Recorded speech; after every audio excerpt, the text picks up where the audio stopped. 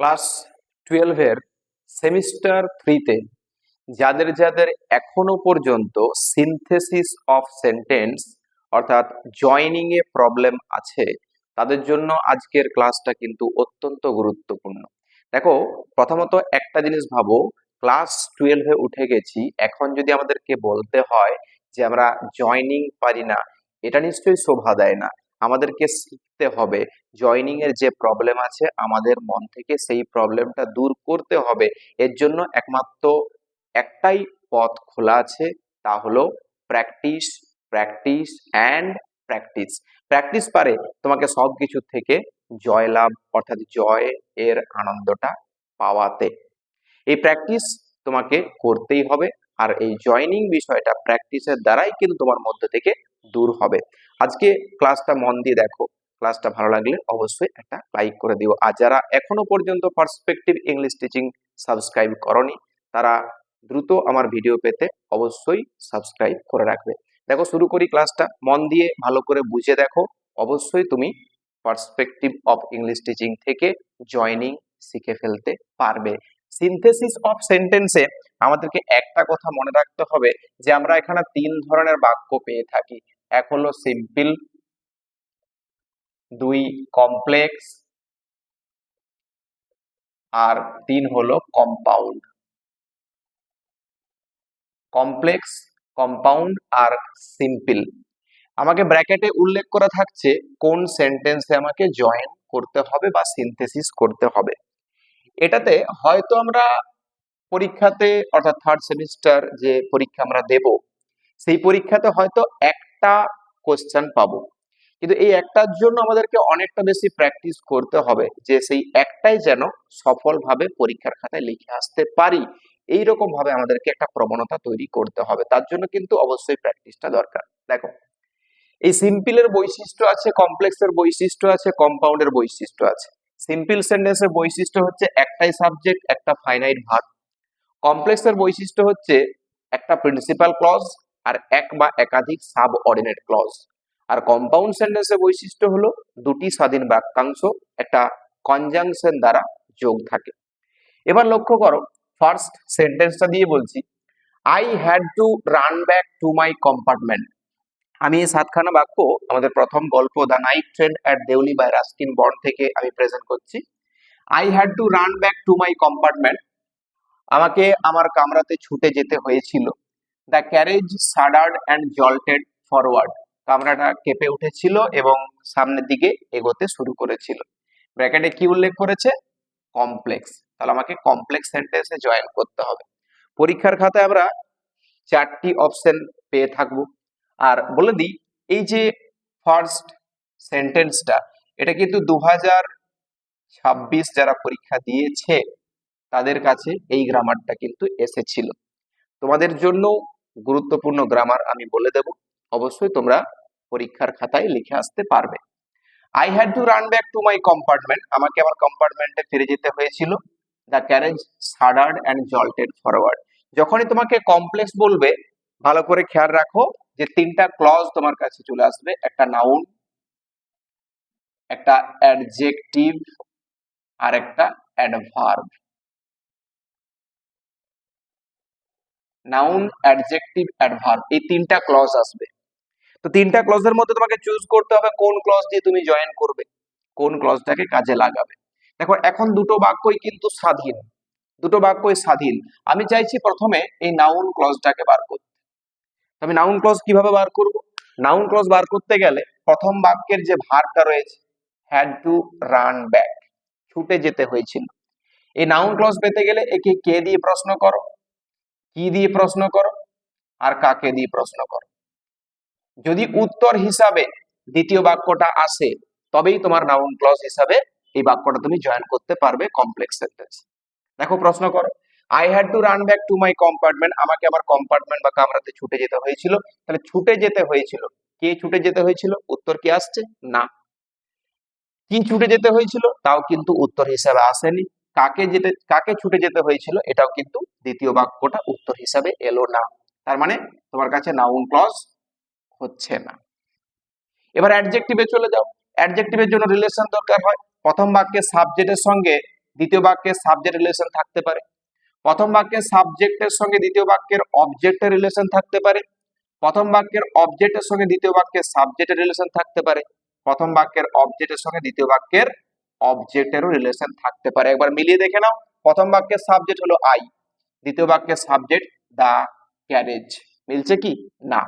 প্রথম বাক্যের অবজেক্টটা দেখো যে টু মাই কম্পার্টমেন্ট, দ্বিতীয় বাক্যের অবজেক্টটাও কিন্তু সম্পূর্ণ ভিন্ন, তাই কিন্তু মিলছে না, মানে অ্যাডজেক্টিভ ক্লজটাও আমার কাছে আসছে না। এবার একটাই পড়ে থাকে অ্যাডভার্ব ক্লজ, অ্যাডভার্ব ক্লজ হিসাবে দেখো পারি কিনা।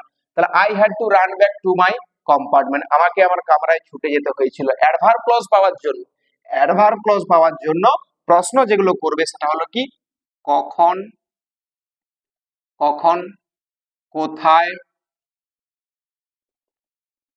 কিভাবে,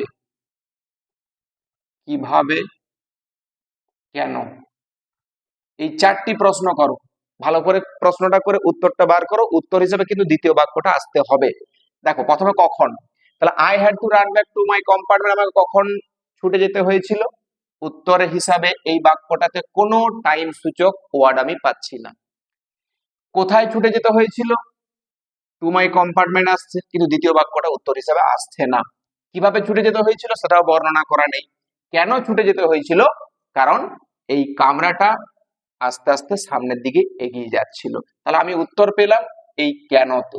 এই কেনর জন্য আসে অ্যাজ আর BECAUSE, বিকজ। তাহলে আমি কিন্তু দুভাবে উত্তরটা লিখতে পারি, বিকজ কেও ব্যবহার করতে পারি, অ্যাজ কেও ব্যবহার করতে পারি।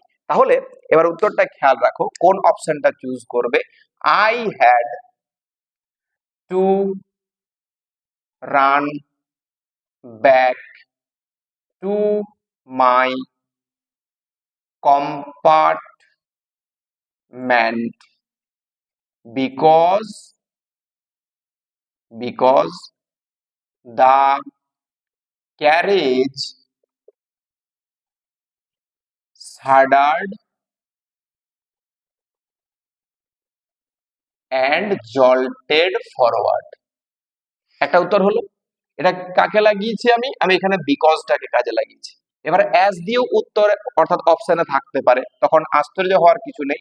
অ্যাজ থাকলে প্রথমে অ্যাজ থাকবে আর তারপরে দ্বিতীয় অংশটাকে তোলা থাকবে। তাহলে as the carriage door, CARRIAGE, carriage door, as the carriage door shuddered and jolted forward, এবার একটা কমা ইউজ করা থাকবে আর তারপরে দ্বিতীয় অংশটা লেখা থাকবে যে I had to run back to my compartment,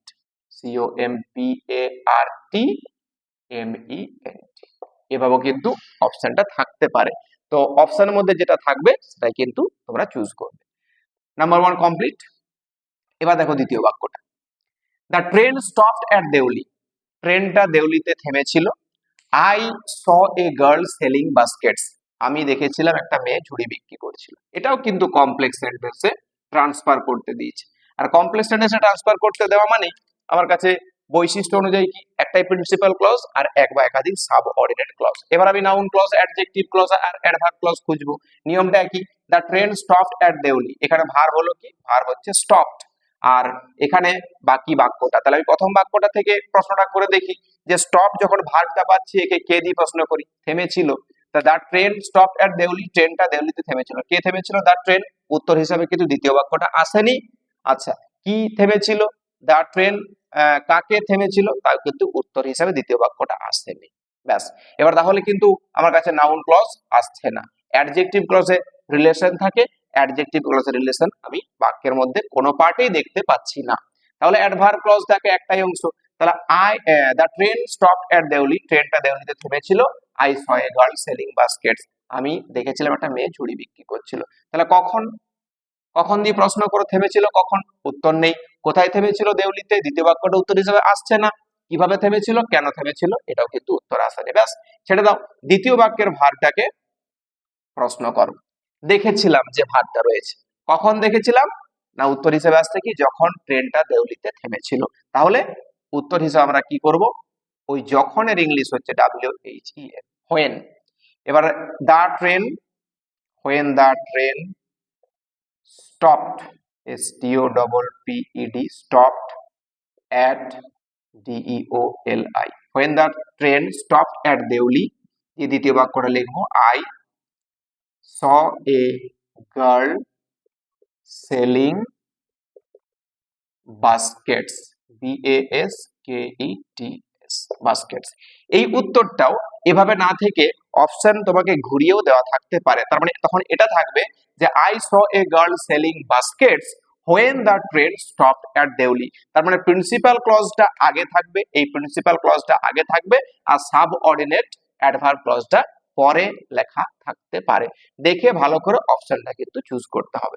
next number 3, 3 নম্বর বাক্য দেখো কি রয়েছে। I found the owner of the tea stall, আমি চায়ের দোকানের মালিককে দেখতে পেয়েছিলাম। He was a small shriveled up man, তিনি ছিলেন একটা বেটে খাটো কুঁজো দেখতে মানুষ। Join using noun in apposition, noun in apposition grammatical পার্টে একদম সোজা বিষয়।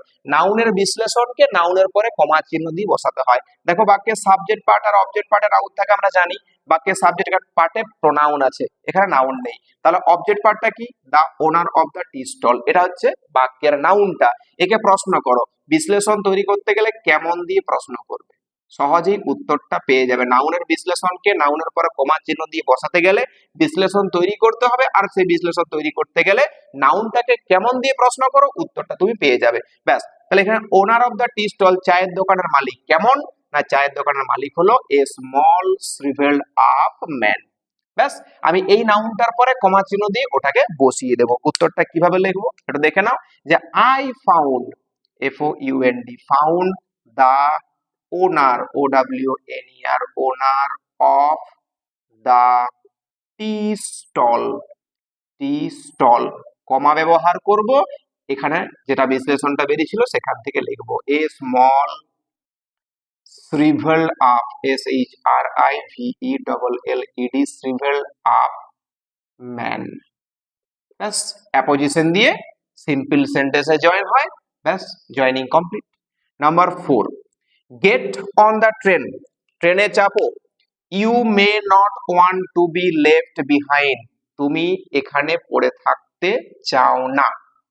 তাহলে জয়েন ইউজিং অ্যাডভার্ব ক্লজ, আর এই অ্যাডভার্ব ক্লজের ক্ষেত্রে ইফ বলে একটা শব্দ আছে, যদি। দেখো বাক্যটা পড়তে পড়তেই আমরা একটা জিনিস বুঝতে পারছি, যদি তুমি এখানে পড়ে থাকতে না চাও তাহলে ট্রেনে চাপো।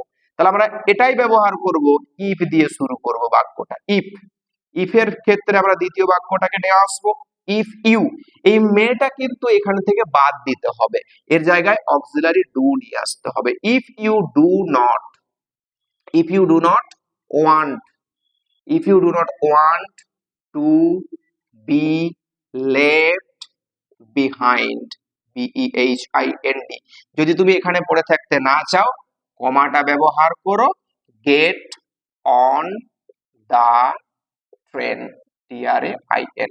অপশনটা ভালো করে দেখে চুজ করবে। এবার এটা কিন্তু ঘোরানো থাকতে পারে, কিরকম, যে get on the train, get on the train, আর এই ফুল স্টপটাকে তুলে দিয়ে এই জায়গাও কিন্তু ইফটা ব্যবহার করা থাকতে পারে। আর এই মেটা কিন্তু অবশ্যই দেখে নেবে যে ডু করা আছে কি নেই। মে থাকতে পারে কিন্তু সেই অপশন তোমাকে চুজ করা চলবে না, উত্তরটা ভুল হবে। তাহলে get on the train if you do not want to be left behind, বা if you do not want to be left behind, get on the train. Next number 5, the girl use to sell baskets here, মেয়েটি এখানে ঝুড়ি বিক্রি করে। Do you know the girl, আপনি কি মেয়েটিকে জানেন। রিলেটিভ ক্লজ, রিলেটিভ ক্লজ মানে সম্পর্ক খুঁজতে হবে। দেখো বাক্যের সাবজেক্ট কি, দ্য গার্ল, এইখানে অবজেক্ট হিসাবে দ্য গার্লটা রয়েছে। ব্যাস, এবারে দ্য গার্ল এর ক্ষেত্রে আমরা রিলেশনটা খুঁজে পাচ্ছি, তাহলে এই অংশটাকে আগে আমরা লিখে দিই। Do you, do you, KNOW, know the girl, GIRL। এই রিলেশন দিয়ে লিখতে হলে একটা জিনিস খেয়াল করবে, যখন ব্র্যাকেটে উল্লেখ করা থাকবে রিলেটিভ ক্লজ, তো যার সঙ্গে সম্পর্কযুক্ত লিঙ্কারটা তার পরেই ব্যবহার করতে হয়। মেয়ের ক্ষেত্রে আমরা, ব্যক্তির ক্ষেত্রে হু ব্যবহার করব। Do you know the girl, who, এই গার্ল এর পরিবর্তে আমরা হুটা লিখলাম দ্য গার্ল এর পরিবর্তে। এবারে use to, who used to sell baskets here, HERE। মনে করে জিজ্ঞাসা চিহ্নটা অপশন গুলোতে খেয়াল রাখবে, এই জিজ্ঞাসা চিহ্ন কিন্তু থেকে যাবে কারণ কোশ্চেনে রয়ে যাচ্ছে। Do you know the girl who use to sell baskets here? Next number 6, 6 number বাক্য কি আছে? The guard blew his whistle, প্রহরী তার বাঁশি বাজিয়েছিল। I hated him for doing that, এটা করার জন্য আমি তাকে ঘৃণা করেছিলাম। কোনটা করার জন্য? ওই হুইসেলটা বাজানোর জন্য। সিম্পল সেন্টেন্সে জয়েন করতে বলেছে, একটা ভার্বকে তুমি জিরান বানিয়ে দাও যে কাজটা আগে ঘটেছে। দেখো গার্ড ব্লিউ হিজ হুইসেল, এখানে বাঁশিটাকে বাজিয়েছিল, তারপর আমি ওটা করার জন্য তাকে ঘৃণা করলাম, তাহলে এই ভার্বটাকে জিরান তৈরি করে দাও। জিরান মানে ভার্ব প্লাস আইএনজি, অবশ্যই ভার্বটা প্রেজেন্ট ফর্মের জন্য হবে। তাহলে এই অংশটা আগে লেখো, I hated, I hated.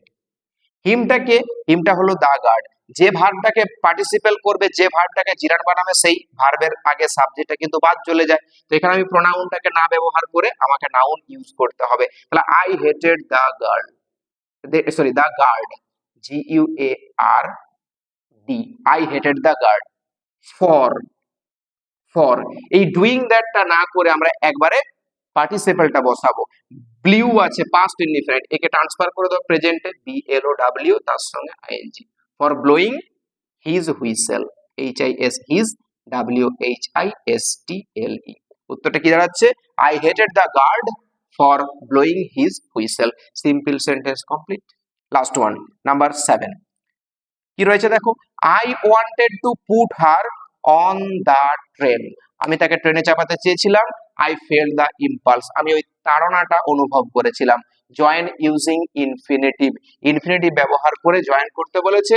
Infinitive মানে হলো টু প্লাস প্রেজেন্ট ভার্বের ভার্ব, এই টু প্লাস ভার্ব ব্যবহার করতে হবে। কখন ইউজ করতে পারবো না? যখন দেখবো যে ভার্বের কাজটা সম্পূর্ণ হয়নি। ওয়ান্টেড টু পুট, এখানে কিন্তু দেখো ভার্বের কাজটা সম্পূর্ণ হয় না, আমি চেয়েছিলাম ট্রেনে চাপাতে কিন্তু পারিনি, কাজটা সম্পূর্ণ হয়নি। তাহলে এই অংশটা আগে লেখো, I felt the impulse, I felt the impulse, IMPULSE, impulse. যদি দেখো ভার্বটার মধ্যে, বাক্যের মধ্যে ভার্বটার ক্ষেত্রে যদি ইনফিনিটিভ থাকে অলরেডি, তাহলে তোমাকে নতুন করে তৈরি করতে হবে না, অর্থ অনুযায়ী বসিয়ে দেবে। তাহলে I felt the impulse to put, to put বানানো ছিল এখানে ইনফিনিটিভটা, to put her, HER, her, on the, TRAIN, train. ব্যাস, আশা করি এই ক্লাসটার মধ্য দিয়ে জয়নিং অর্থাৎ সিনথেসিস অফ সেন্টেন্স তোমাদেরকে বোঝাতে পেরেছি। যদি ভালো লেগে থাকে অবশ্যই একটা লাইক করবে ভিডিওটাতে, আর যদি কোনো প্রশ্ন থাকে অবশ্যই কমেন্ট সেকশনে প্রশ্ন করতে কখনোই যেন ভুলো না। প্র্যাকটিস করে যাও, সমস্যা হলে অবশ্যই স্ক্রিনে দেওয়া হোয়াটসঅ্যাপ নাম্বারে মেসেজ করতে পারো। Thank you.